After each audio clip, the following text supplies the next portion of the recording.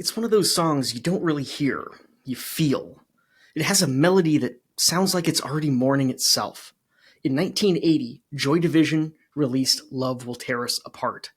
It was a song that would define them, and only weeks later become their epitaph. Born out of the industrial bleakness of Manchester, out of illness and guilt and the slow decay of love, it captured something few songs ever have: the sound of a man breaking apart in real time. These 5 words would echo far beyond their meaning, be etched into stone, and carried for decades through the haunted corridors of music history.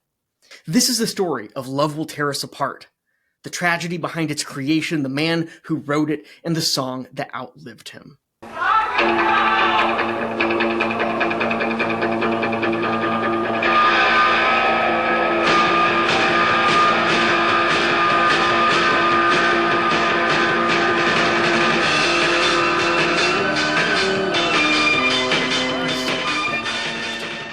Hi, I'm Andy Fenstermaker, host of Poetic Wax, a weekly music history series where I dig into the record collection I've been building since the 1990s to explore the history of a band, album, or song from within. The story of Love Will Tear Us Apart begins in the late 1970s in the great industrial sprawl of Manchester. This was a city scarred by economic decline, where abandoned factories and rising unemployment created a sense of hopelessness that hung in the air. It was a hopelessness still reeling from the Moors murders, roughly a decade and a half earlier. From all that bleakness, a new kind of music was being born. Joy Division, originally named Warsaw after the David Bowie track Warsaw, was at the center of this shift. Yeah, the first gig. Well, and we weren't called Warsaw. We couldn't make up our mind for the name, and the Buzzcocks named us. They called us Stiff Kittens. Alongside the Buzzcocks, The Fall, and other local bands, they were transforming Manchester into the epicenter of a new post-punk sound. I think in the beginning it was just something we wanted to do, just to get up there and play. But after about 6 months or so, we started looking at the music and what we wanted to say more seriously. At the front stood Ian Curtis, enigmatic, haunted, and quietly magnetic. Contrary to the typical punk tropes of teenage rebellion and political slogans, his lyrics took a darker turn and centered on isolation, despair, and the crushing weight of existence. It's like collectively they relayed the aura of Manchester in that period. They are what Manchester was like. With Unknown Pleasures in 1979, Joy Division had forged a new language for punk. It was dark, atmospheric, minimalist, and devastatingly human. Produced by Martin Hannett, with his cavernous reverb and mechanical precision, it sounded like a transmission from another world.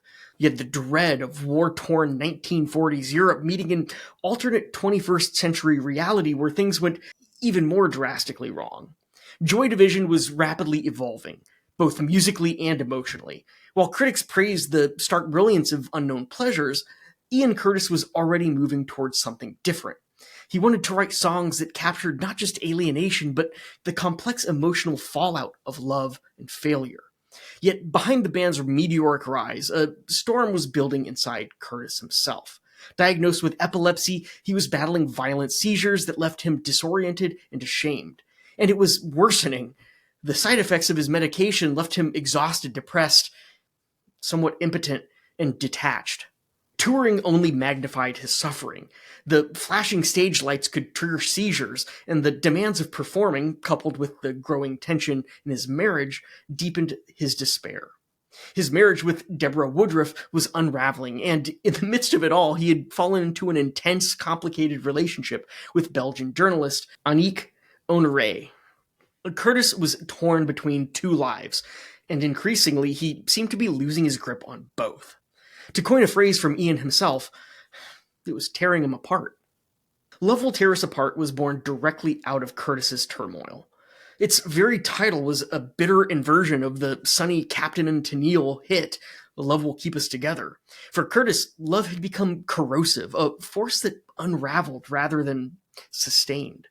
The phrase itself appeared first in Curtis's notebook, stark, almost fatalistic, and it quickly became the lyrical and thematic centerpiece of the song. Unlike many of his earlier lyrics, which explored abstract isolation or metaphysical dread, this was direct and painfully personal. Curtis's affair with Annik also shaped the song's emotional texture. And it was packed, and we'd queued. I remember we got there early to make sure we'd have a ticket, and the room was absolutely packed. And Rob was there, and I just went to ask Rob if it was maybe a good idea to do a small interview and have an article for a Belgian magazine, which was funny for him, to something foreign, but Belgium, not sure he knew exactly where it was. And that's how I got to know them. She and Curtis had met when Joy Division played in Belgium earlier that year, though their relationship's exact nature remains hotly debated. Some describe it as romantic, but unconsummated. It represented for Curtis both escape and guilt. In Touching from a Distance, Deborah Curtis describes finding fragments of lyrics that reflected his conflict, as though Ian were translating his private turmoil into poetic confession. He began writing the song in late 1979, scribbling lyrics in the back of the band's van while touring. His bandmates Bernard Summer, Peter Hook, Stephen Morris all recalled how he'd quietly fill notebooks, then reveal lines of piercing clarity. The song's word read almost like diary entries: when routine bites hard and ambitions are low, resentment rides high, but emotions won't grow. Curtis was laying bare the slow collapse of his marriage, the distance between him and Deborah, and his own sense of helplessness. Musically, Joy Division were also shifting. Unlike the stark guitars of Unknown Pleasures, they began experimenting with new textures. Sumner had been increasingly interested in synthesizers, drawing inspiration from Kraftwerk and David Bowie's Berlin trilogy. The addition of synth lines to the band's sound, fully evident in Love Will Tear Us Apart, signaled a shift towards the more melodic, electronic direction that would later define New Order. Hook's bass line, high and melodic rather than low and supportive, became the song's heartbeat. The song had the pulse of a pop hit, but the emotional core of a funeral dirge. The band's approach to writing was dramatic and unspoken. They rarely discussed lyrical meaning. Instead, they built songs through repetition and instinct during rehearsals at T.J. Davidson's studio in Manchester. Curtis would often stand quietly, observing, before stepping to the microphone and transforming the instrumental skeleton into something emotionally explosive. According to Hook and Sumner, the first time Curtis sang Love Will Tear Us Apart, the room fell silent. The band immediately recognized they had something special. Though the lyrics spoke of personal collapse, there was a universal element to the refrain. The repetition of the title line, delivered with wary resignation rather than anger, gave the song an almost hymn-like quality, an acknowledgement of love's destructive paradox. Love Will Tear Us Apart felt like an evolution for Joy Division. More melodic, more open, yet devastatingly bleak. It was the moment the band began to bridge the divide between post-punk austerity and the synth-driven introspection that would soon dominate the 1980s. But I'd like to think that we don't belong to any category, that the music we play sort of cuts across different things. I think, we never have any intention of saying, we want to sound like this or we want to sound like that. It's just what comes out at the time. By early 1980, Joy Division had a new song that felt unlike anything they'd made before. Love Will Tear Us Apart was melodic, immediate, and emotionally exposed, qualities that set it apart from the stark minimalization of Unknown Pleasures. But to capture that balance in the studio proved difficult. The band first recorded the track on March 8, 1980 at Strawberry Studios in Stockport, with Martin Hannett again producing. However, tensions between Hannett and the band had grown. The group wanted a more direct, energetic sound, while Hannett favored the detached precision that had defined Unknown Pleasures. The results of that session left the band unsatisfied. That first Strawberry session yielded a polished but emotionally restrained version. The take felt flat, missing the urgency of Curtis's lyrics. The production, while sonically immaculate, felt too clean. It was missing the visceral edge the band wanted. Hook later recalled being frustrated that Hannett's methods sucked the life out of their playing. Curtis, too, seemed uneasy, sensing that the studio environment was stripping the song of its rawness. A second recording session took place in April of 1980 at Panine Sound Studios in Oldham. This was a smaller and less sophisticated space than Strawberry. This time, Hannett's involvement was minimal, and the band took more control. The performance was rougher, louder, and more emotionally charged. It was exactly what they were after. It was this version that ultimately became the definitive recording. You can hear the difference immediately. The bass line, played up high on the neck by Peter Hook, cuts through with melodic urgency.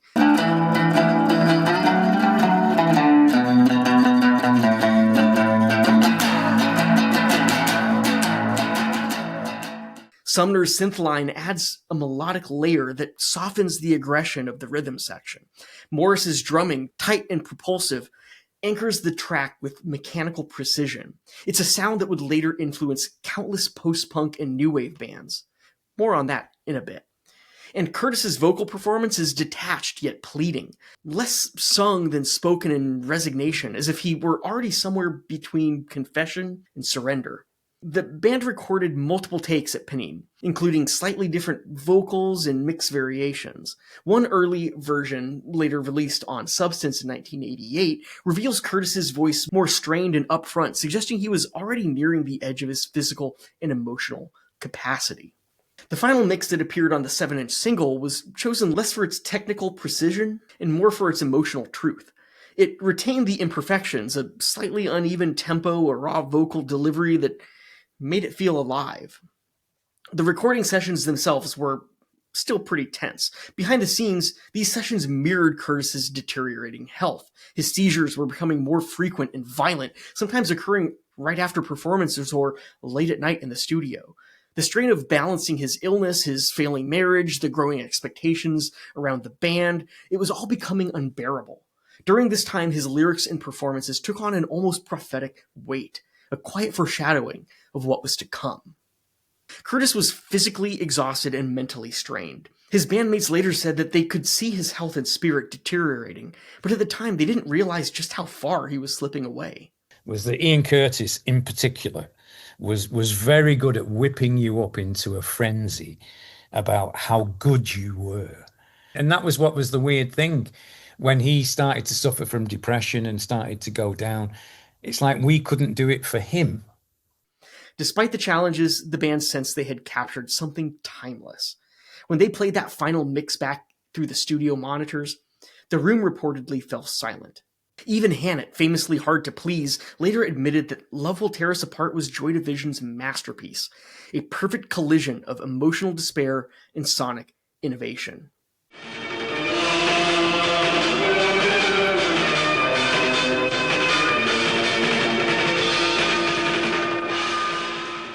When Love Will Tear Us Apart was finally ready for release, Joy Division seemed poised to break through to a wider audience. They had become one of the most talked about bands in Britain's underground scene, and Factory Records founder Tony Wilson believed they were on the brink of something historic. We've played in Europe already, in Holland and Germany, and we are going to America. We're only going for about 2 weeks, 3 weeks, and Rough Trade will probably be organising that. I think we're going with Cabaret Voltaire. But that momentum collided with tragedy. On May 18, 1980, the day before Joy Division was to embark on their first North American tour, Ian Curtis took his own life at home. He was only 23 years old. In his final hours, he reportedly listened to Iggy Pop's The Idiot and watched Werner Herzog's Strazek, both works about alienation and futility. When his wife Deborah found him the next morning, Love Will Tear Us Apart had already been recorded, mastered, and was waiting for release. The single came out on June 27, 1980, on Factory Records, code Fact 23 to be precise, just 6 weeks after Curtis's death. The band's grief was still raw, and for many listeners, the song was instantly transformed from a personal lament into a posthumous confession. The lyrics, once about the slow erosion of love, now felt like a farewell. The record's sleeve, designed by Peter Saville, deepened that sense of finality. Rather than featuring the band, it showed a cold photograph of an epitaph engraving from a family tomb in a Genoa cemetery, a visual echo of death and remembrance. The song's B-side these days only reinforced the band's haunting atmosphere. Upon release, Love Will Tear Us Apart reached number 13 on the UK singles chart, giving Joy Division their first and only chart hit. It also climbed to the top 10 in Ireland and New Zealand, and in the years since, it has been credited as one of the greatest singles ever recorded. But at the time, its success was completely bittersweet. The song's ascent was inseparable from Curtis's death. It became both a eulogy and an emblem of what was lost. Factory Records, unsure how to move forward, released the band's second album, Closer, just 2 months later, in July of 1980. The album, written and recorded before Curtis's death, sounded eerily prophetic. Its cover, designed by, once again, Peter Saville, depicted an image of a tomb. The music inside, songs like Isolation, 24 Hours, and Decades, all felt like fragments of Curtis's final internal monologue. Before digging into the song's legacy, I want to give a quick shout out to some of my channel members. You can sign up today to get early access to new videos and support this channel for just $2 a month. Or if you enjoyed this video, you can give me a one-off super thanks tip. The power of Love Will Tear Us Apart lies in its brutal honesty. What began as a private confession recorded in a small Manchester studio today stands as one of the most enduring songs in modern music, a piece that defined an entire generation of sound and emotion. Love Will Tear Us Apart went on to receive nearly unanimous critical acclaim. The BBC named it one of the best songs of the 20th century. NME placed it repeatedly at the top of its greatest singles of all times lists. And in 2002, the track was posthumously awarded a special Best Single trophy at the NME Awards, more than 2 decades after its original release. For Joy Division's surviving members, Sumner, Hook, Morris, the aftermath was a blur of grief and shock. Unsure whether to continue, they eventually decided to form a new project, New Order. Their debut single, Ceremony, was written during Joy Division's final sessions and originally sung by Curtis. In this way, his voice and his influence carried them into their next chapter. Meanwhile, Love Will Tear Us Apart became a cultural artifact. It was inscribed on Ian Curtis's memorial stone, a rare case where an artist's own lyric literally became its epitaph. In 2008, when the gravestone was stolen, fans across the world mourned, as though the loss had reopened an old wound. A replacement was later installed bearing the same words. When the single appeared in 1980, though, punk's initial explosion was already fading. The snarling anti-establishment energy of 1977 had given way to something colder and more introspective. Joy Division helped pioneer this shift. Where punk spat anger, Joy Division whispered despair. Their music reflected an emotional fallout of industrial England, the silence after the riot, and Love Will Tear Us Apart became an anthem of that silence. Its impact can be traced through the sound of The Cure, of Echo and the Bunnymen, U2's early albums, and later revivalist acts like Interpol and Editors. A part of its power lies in its contradictions. It's danceable, yet kind of like a funeral. It's romantic, yet utterly hopeless. The instrumentation glows with the promise of new wave, but the voice at its center sounds already gone. That tension between vitality and despair gives the song its timelessness. Love Will Tear Us Apart resonates because it feels human in the rawest of senses. It's about fragility, betrayal, and loss, the things that can't be hidden behind walls of noise or layers of production.